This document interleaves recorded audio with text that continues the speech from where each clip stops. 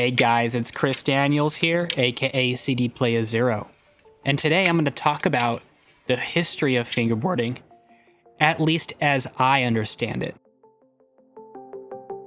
Fingerboarding has been a creative outlet for skateboarders and enthusiasts for decades. With the advent of newer social media platforms like Instagram and TikTok, we've seen the rise of fingerboarding's popularity with the public, with some videos even racking up millions of views. Fingerboarding has developed into a popular hobby, but when did these miniature skateboards first show up? The answer is obvious, isn't it? Everyone knows that fingerboards were invented when X Concepts launched the Tech Deck brand of fingerboards back in 1998, right? Well, hold on, that's actually not the case. We're gonna have to rewind back to 1960s and focus on fingerboarding's bigger brother, skateboarding. It is in the 1950s and 1960s where skateboarding first made its presence widely known. In the early days of skateboarding, boards could only be made by hand and were made by attaching roller skates to a plank of wood. Referred to as sidewalk surfing, the goal was to replicate the feeling of surfing on the asphalt.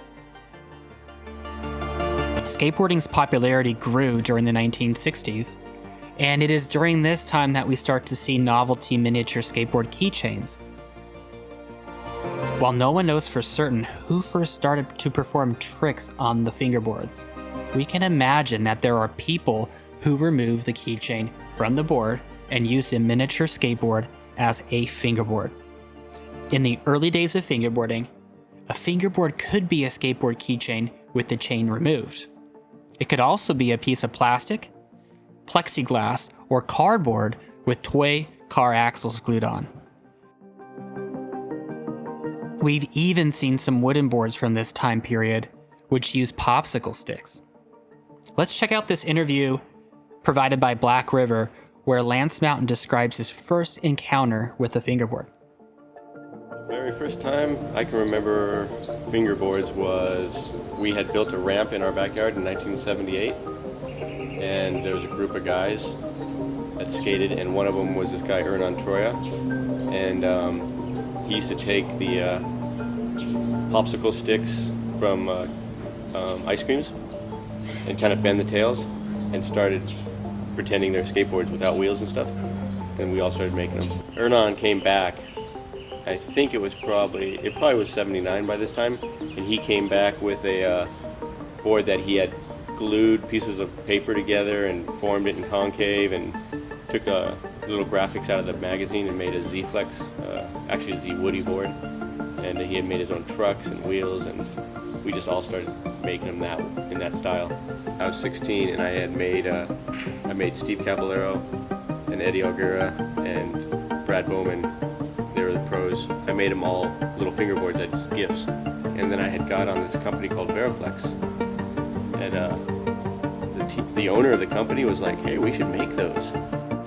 In 1985, Powell Peralta released the skateboard video, Future Primitive. In one sketch from the movie, Lance Mountain is shown shredding a fingerboard in a sink surrounded by his teammates. While there is footage of fingerboarding from before this time, as we will see, this is widely considered to be the first large-scale viewing of fingerboarding with the general public. In 1987, Somerville International even trademarked the name fingerboard as a way to describe its mass-produced skateboard keychains. In Pissing Fingers 1, we are blessed to see some footage from Martin Winkler from the late 1980s and early 1990s. In 1991, Martin Winkler even created his own 3-ply wooden fingerboards. Dennis Steemack, who at that time posted on skateboardnaked.com, released some footage from a 1993 skateboard part showing him shredding with both his feet on a skateboard and his fingers on a miniature toy skateboard. He even performs an awesome kickflip that's super stylish on this board.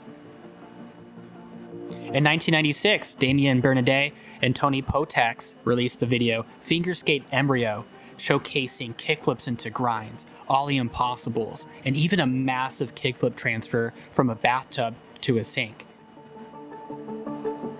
These aren't the only fingerboarders during this time. We also know that Timo Krantz, aka TKY, and Matt Johnson started in the late 1980s, and Darren Langhorst in 1991. As you can imagine, the early days of fingerboarding required ingenuity, creativity, and a passion for skateboarding. In 1998, X Concepts launched the Tech Deck brand of finger skateboards, with the exclusive licenses of real skateboard brands. Skateboard fans were now able to get their favorite skateboard deck graphic in a miniature size of 26mm. Within months of launching, Tech Decks were everywhere. It had become the latest fad, following in the footsteps of other hobbies and collectibles like Pokemon, Tamagotchi, and Pogs. It was during this time where my own experience with fingerboarding began. I was attending a swim camp at Stanford University in 1998 when a handful of my campmates were flipping around a Tech Deck on a fun box. While I was intrigued, I actually did not participate, and I did not even think about it until a couple months later when, on the first day of my middle school class, I noticed that Tech Decks were everywhere. I had to get one. That very day, I bought my first two Tech Decks, a reel and a new deal. 1999 was the year that both Fingers of Fury and Flying Fingers were released. Fingers of Fury, which was a 411 video magazine produced video, featured Darren Langhorst, Matt Johnson, Damien Bernadette, and Tony Potex. Flying Fingers focused almost solely on Matt Johnson. We also saw a fingerboarding tour sponsored by Coca-Cola during this time, where a handful of fingerboarders, including Matt Johnson, traveled internationally.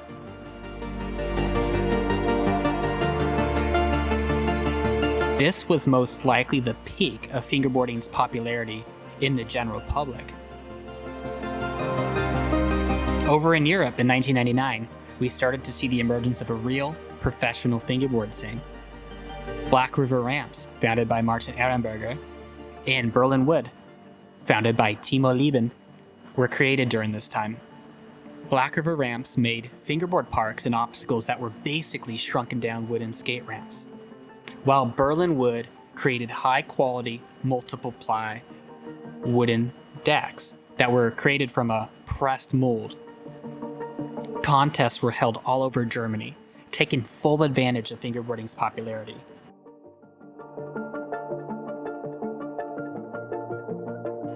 Fast Fingers, hosted by Black River Ramps, began during this time.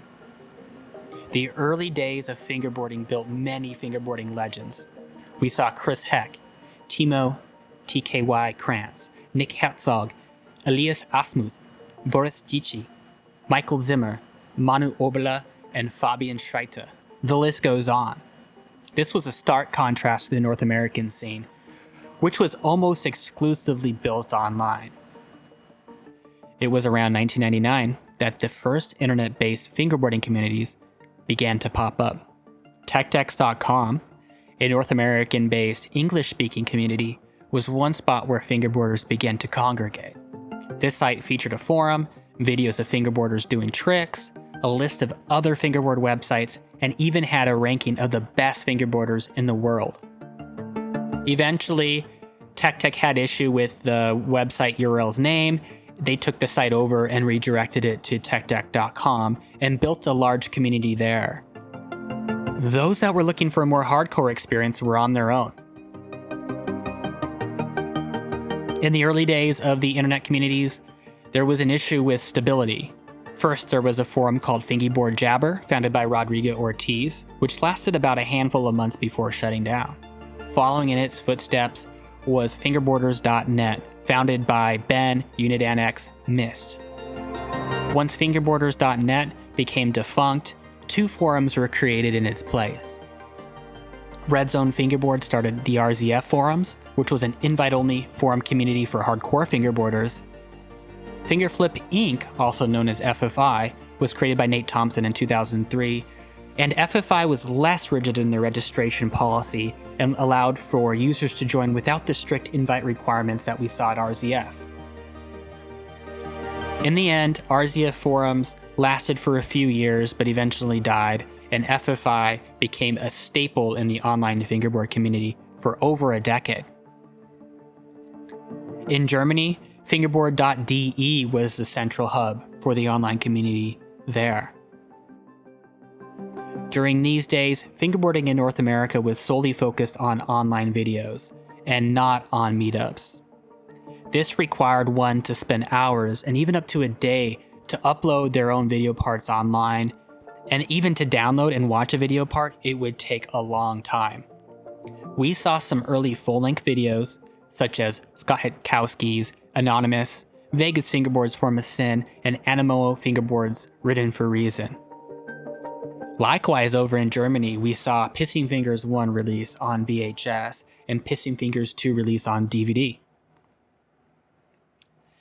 It was around this time in 2003 that Mike Schneider joined the fingerboard community and totally revolutionized the fingerboard scene.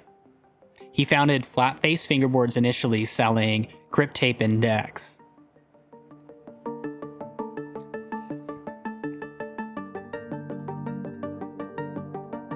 From 2006 to 2012 was a strong time for fingerboarding. We saw rapid growth. Fingerboard products became higher in quality.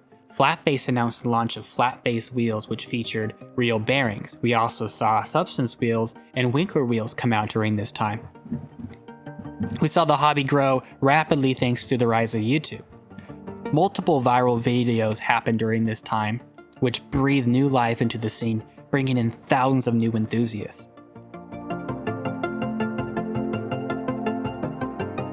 Fingerboard production practices became even more refined, leading to improved performance.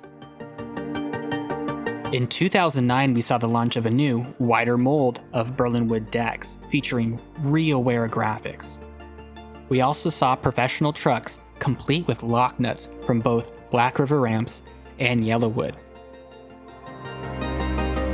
This period also saw travelers from other continents making pilgrimages to both Schwarzenbach an der Saale in Bavaria and Andover, Massachusetts to attend major fingerboard events. Fingerboard Weekly started in 2008 with the goal of spreading fingerboard news from around the world. At one point, this blog had over 20 contributors from around the world. There were representatives from North America, United Kingdom, Brazil, Czechia, Switzerland, Germany, Italy, Russia, Portugal, Spain, Indonesia, and even China. A truly global and interconnected fingerboarding scene was emerging. Fingerboarding communities started to pop up in seemingly every country. There were large meetups that filled event spaces. It was a great time for fingerboarding, and there seemed to be no limit to the expansion of this hobby. But there was a limit, and the cracks began to show in 2013, and fingerboarding's popularity waned.